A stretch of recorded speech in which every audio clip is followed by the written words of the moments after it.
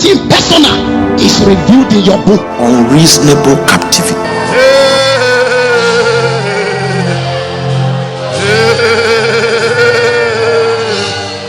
Greetings and welcome to another episode of my analysis. It's your brother Amedu David Okama.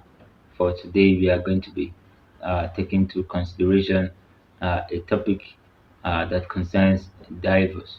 Before we go straight into our topic, if you are just joining us for the first time, I want to beseech you that you subscribe to our channel, you like this video, you comment with your questions and with your topic suggestions, and you share this video as the case may be, and not forgetting you click on the notification button to get notified whenever we drop spirit edifying contents for the edifying of your soul and your spirit.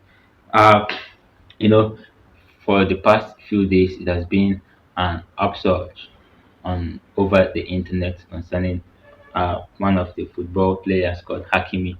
As we all know, we are all witnesses to this act on the social media. If you go on Facebook, on Instagram, on Twitter, and even on TikTok, all about the case of divorce of the football star Hakimi. And I we saw Christians commenting and Muslims commenting, and you see all of the comments here and there. So I decided that it's good for us to do such an analysis in a time such as this, to make things clear and to bring out perspective to such issues. First of all, I would like to pitch my tent on the Christianity faith, on the Christian faith. Basically, to be frank and to be truthful, if you read the Bible, especially Genesis, if you read the scripture, if you're a good student of the Bible, you will understand that there are basically no basis for divorce, no basis for divorce at all in the Christian faith. That is just the truth. That's just the major and the main truth. So you discover that over time, in the ancient uh, days, during Moses, over time, as times begin to unfold and issues begin to uncover, so it got to a point that the issue of divorce had to be smuggled into the faith. But initially, from the original blueprint, divorce was not and is not among one of the laws or one of the perspective that the ordinances that keeps the Christian faith. So you will discover that God, what God made was He made marriage. God brought about the institution of marriage, and marriage is basically between a man and a woman, as seen in the book of Genesis and other relevant scriptures that shows the same perspective. You discover that what God brought about is God brought about the institution of marriage, and men brought about divorce. So divorce is not a basis or a standard of God. Maybe I can or I should prove this from one or two scriptures that brings perspective. Let's take Deuteronomy chapter 24 from verse 1 to 4. That's the basis of uh, that's the basic scriptures Christians use as a basics for their divorce cases. I read Deuteronomy chapter 24 from verse 1. When a man hath taken a wife and married her, and it come to pass that she finds no favor in his eyes, because he hath found some uncleanness in her. It's important for us to mark the word uncleanness. He had found some uncleanness in her, and some, these are, some can be a qualifying, no, yeah, to an extent some can be a qualifying word. Some witnesses, this implies that they were not just one uncleanness aspect. These were several or numerous uncleannesses.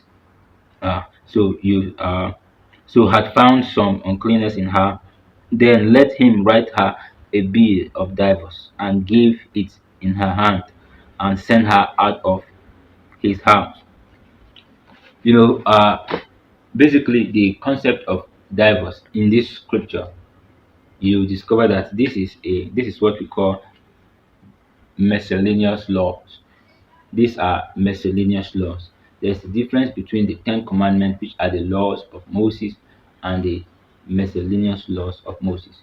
So this is just part and one of the miscellaneous laws, and some other of the miscellaneous laws include the law that supports a man or a couple after getting married, that they should not be given an assignment for at least a year, so that the man can take care of his wife and like that. So you discover that these are miscellaneous laws. These are what we call miscellaneous laws. Mark the word miscellaneous. And whenever the word miscellaneous is being used, it's just like a student in a university. There's a difference between core courses and elective courses. So core courses are the courses that are core, uh, that are primarily your course of subjects, your course of study. Rather, core courses are courses that you cannot do without. Is somehow or sometimes referred to as prerequisites. So these are courses that you need to and you must pass them, as the case may be, for you to be at for you to attend the level of graduation and to be issued a certificate.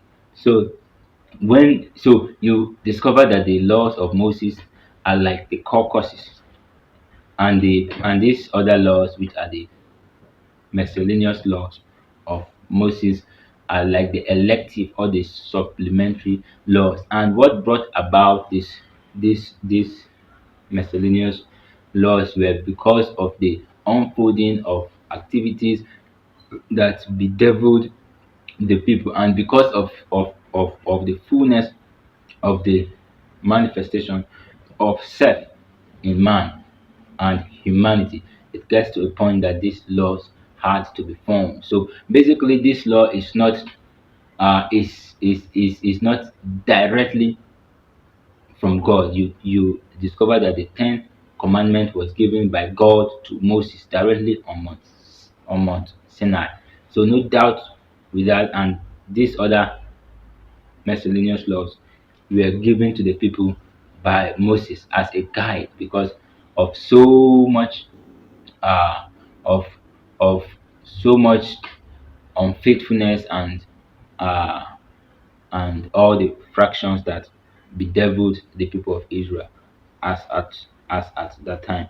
So you discover that the basic idea or the basic context that brought about the issue of divorce was not the God's perspective. And to prove this, I will I will show you another scripture. Let's go to the book of Matthew. Matthew, is it 4? Matthew chapter 19 from verse 8. Matthew 19:8. I read. uh let's start from verse 4 and down to 8. Matthew 19 from verse 4. He answered and said unto them, have ye not read that he which made them at the beginning? Okay, no. Can we just start from the beginning? Matthew 19 from verse 1. I read, and it came to pass that when Jesus had finished these sayings, he departed from Galilee and came into the coast of Judea beyond Jordan, and great multitudes followed him, and he healed them there. The Pharisees also came unto him, tempting him, and saying unto him, is it lawful for a man to put away his wife for every cause? And he answered and said unto them, the basics and the major issue or the question was about divorce. The Pharisees came to Jesus, and they felt and they came with the intention to tempt him, obviously. So they had to play their games, trying to manipulate Jesus into falling into their staircases of traps. So they came up with a plan, and they gathered themselves and asked Jesus, "What is it? Is there any basis for a man to leave or to leave his marriage, to drive, to send home his wife for any reason?" So it's an interaction of the subject, divorce. So Jesus receiving the question, instead of giving a direct feedback as an answer to them, one thing that Jesus did was very strange, was the fact that he took them back to the beginning. He said, "In the beginning," he said, "Have you not read that he which made them at the beginning made them male and female? And he and say, for this cause shall a man leave father and mother, and shall cleave to his wife, and they twain shall be one flesh." Is a question mark. So you see that instead of Jesus answering the Pharisees, giving an answer to their confused state and to their question, he brought the scenario of the beginning back to the cognizance. And he said, in the beginning, in summary, what he meant or what he wanted to those out to the Pharisees was the fact that in the beginning it was not so. You see, he was trying to present an a new case, or a new face, or a prior face of the order of things than the later.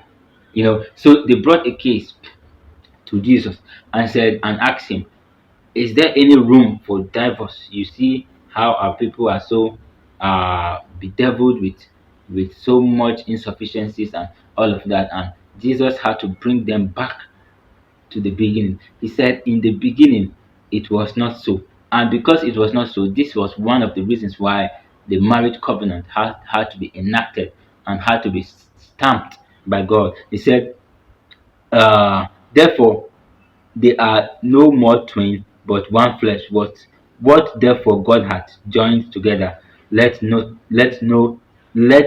man put asunder.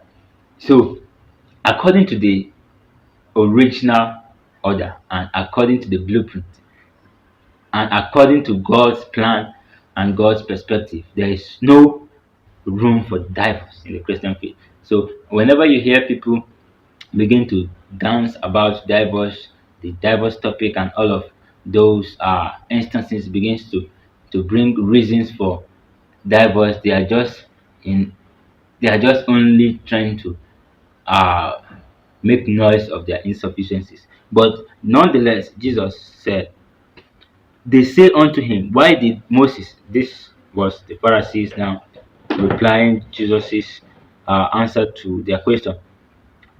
They say unto him, why did Moses then command to give a writing of divorcement and to put her away?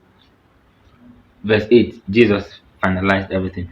He said unto them, Moses, because of the hardness of your hearts, suffered you to put away your wives, but from the beginning it was not so. So in order to save our time, to save you, it's clear. So from the Christian perspective, you understand that there is no room for divorce. Let me read verse 9.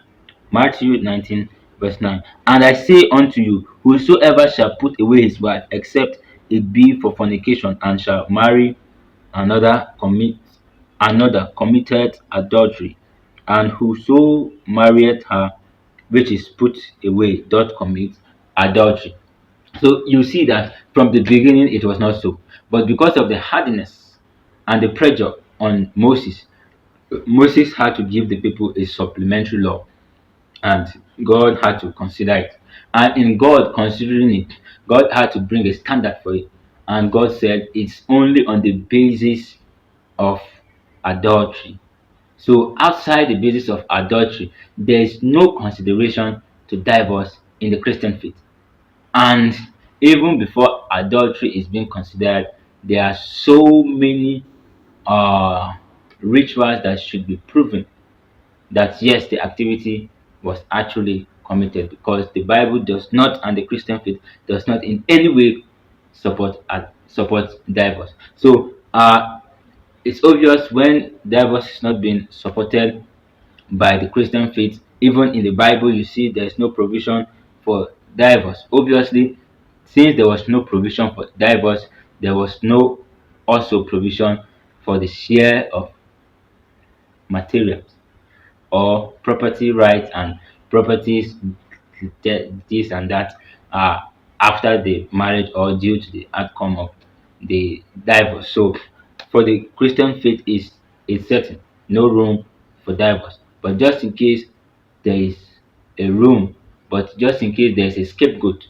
and this scapegoat will be lashed upon by the insufficiencies and the reason of fornication, then we might consider divorce. And since there is no uh, black and white room for divorce, there was no, or there is no black and white provision for the share of property right. But I believe, since the Bible says, what God has joined together, let no man put asunder, and two shall become one, and several other scriptures that considers marriage as a union between two different partners becoming one person. So I believe, and according to this analysis, I feel and I think there should be a mutual understanding in order, or in the terms of property sharing and rights when it comes to the Christian faith divorce. And to back up with this, you understand that there's a scripture that says, "Can two work together unless they be agreed?" So you understand that the marriage covenant in itself, it prospers on agreement. It prospers on agreement. So even at, or on the case of divorce, that is, if as the case might be, I feel, or I think there should also be a mutual agreement between parties on how properties should be parted away with and all of that. So, having gone through the Christian faith, I did a brief study concerning the Islamic concepts, or what the Quran said about divorce. And briefly and in summary, from my own study, research, and perspective, I discovered that the Islamists, or the Muslim faith, uh, they basically do not have any challenge with divorce. And mind you, Hakimi and his wife are not Christians. These are Muslims. These are Muslims. So we cannot use the Bible to judge them, or neither can we judge their actions directly. But because of the fact that I saw Christians, a lot of Christians commenting and taking sides, I had to bring perspective even from the scriptures. So Hakimi, is it Akchat was Hakimi and his wife, they are Muslim. So it's a Muslim family. So from the Islamic religion perspective, you discover that they don't actually have problem with divorce as per se. So, but one of the procedures or procession that comes with divorce, they say, if a man has any quarrel with his wife and it gets overboard, the husband and the wife, this is the groom and the bride, or the bride and the groom, can take a 4 month break from each other. A 4 month break from each other. And I discovered that prior to the court case, the wife of Hakimi made a post on, is it Instagram or Twitter, and she said her marriage was a failed plan and blah blah all of that, and she said uh, they were only waiting for a court order for discharge of divorce, and so on and so forth. So you discover that from the Islamist perspective, if a man and a woman has a quarrel, they can go on a 4 month break. So after they go on a 4 month break, in after the 4 month is elapsed, if there's any further uh, uh, if there's any further need go to proceed with the divorce, then they can officially get a divorce. So there are basically three kinds or stages of divorce in the Islam faith. One of the stages is like a mutual uh relief. Mutual relief.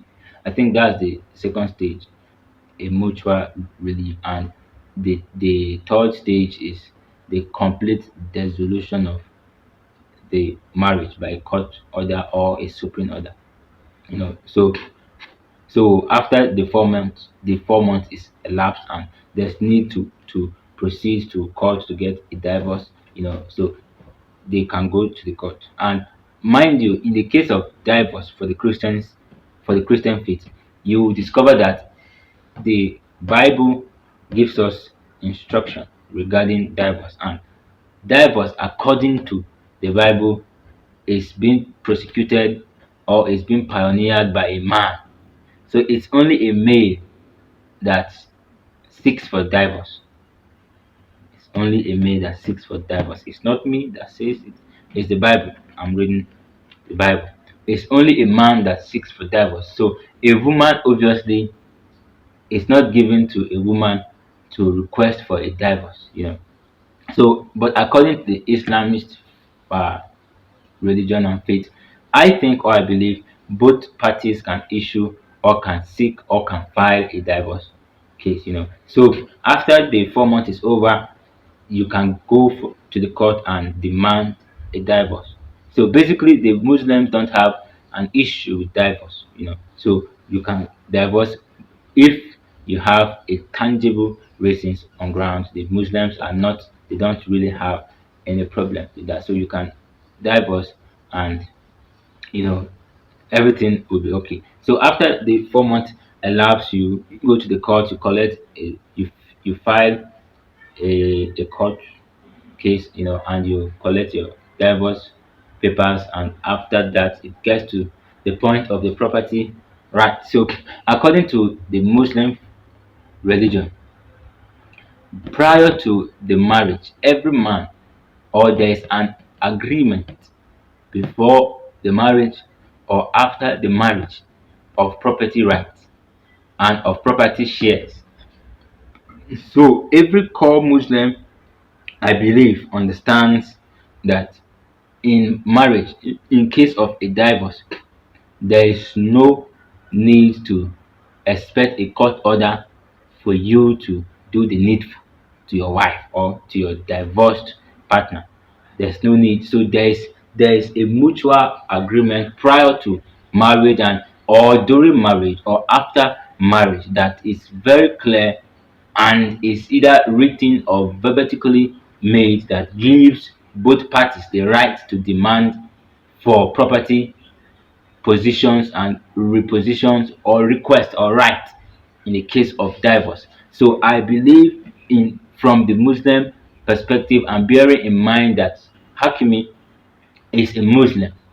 So I believe he should be aware that getting into marriage, just in case anything happens, there must be a demand because there should be an agreement for that. So I see his action, I see his action to a great extent or to a great deal from the Islamist religion as not being faithful. According to my analysis, I see his actions as not being reasonable and as not being logical at or in any sense, speaking from the Islamist and from the Muslim religion perspective. So him as a Muslim, even prior to his marriage, he should have known that this is how my religion works. In times of divorce, there's no court order for me to be persuaded to bring my properties for division. There's no need for even a court order. I already know this thing. So as a man, he should be aware even prior to that incident. So maybe I believe he had or he was already aware, or he had some action points to that effect, maybe. So he had to play his kings and play his cards so well that he had to sit in a balance, just in case. So I believe so. So from the perspective of the Islamist religion, I count his actions as wrong and as uncalled for. So he was wrong. He was wrong. He was wrong. But from my own perspective, regardless of religion, whether Islamist or Christianity, regardless of religion, from my own from my own perspective, I believe, or I think, or I can assume easily that maybe he just tried to be smart in his gameplay. He just tried to be smart in his gameplay. You know, because it's not easy to make money. It's not easy to be rich. It's not easy to play football. It's not easy to walk. So just imagine a man walks up and down year in, year out, and suddenly a woman who is 12 years older than he is comes to him, and before you know, one or two chemistry, biology, and physics, and they are married just like that, and less than 3 years of marriage, you want a divorce. Oh, that was is from my own perspective, regardless of religion, I think the wife of Hakimi was very unfair, and in fact I will consider her wicked, because you see, it's obvious that she came for the wealth of Hakimi, because right from the beginning, if you do some research, you discover that the woman's net worth is about, is it 2 to 4 million US dollars, and Hakimi's net worth is about 24 million US dollars. So you see, the difference is clear.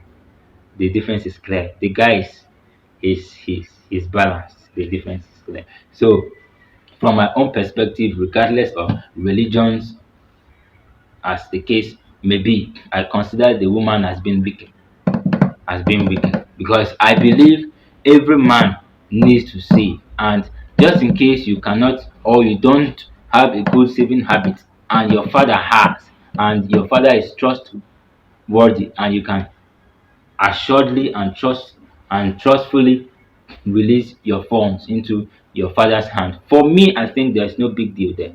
There's no big deal. There's no big deal at all. Because I think, or I can assume, that the woman never lacked anything at any given point in time. Not money for hair, money for cream, makeup, relaxer, not even cars, not talk more food, not even a good place to rest in the Bahamas, in Texas, in she was living good. So you see, but I don't think what uh what inspired that marriage was really love. It might be lust, it might be vision, it might be mission, it might be plan, it might be a strategy, but I don't think it's really love, because as for me, a woman who is 12 years older than me don't loves me so much that should get married to me. Neither should I get married to her. So I don't I can assume that it was conspired. And let's take this from this picture. The wife brought out her allegations, against her husband, and the basics for her filing her divorce was the case of the alleged uh rape issue, yeah, sexual sexual issue, scandal of the husband, which has not been proven in any case by the court. So I consider her case being null and void. So if you ask me, she don't have a case. So she just wants to play her games and make away with the young man's money. A young man of 24. That's juju. That's juju. So I don't know what you think. I don't know what you feel about the whole incident. You can drop your comments. You can ask questions. You can, You can refer us to more studies, to much materials, and so on and so forth. Thank you for joining me. This is my analysis, and it's your brother Amid David Okama. Don't forget to like, to comment, to share this post, and to click on the notification button so as to get notified whenever we drop edifying and spirit filled content. God bless you. Do have a wonderful day.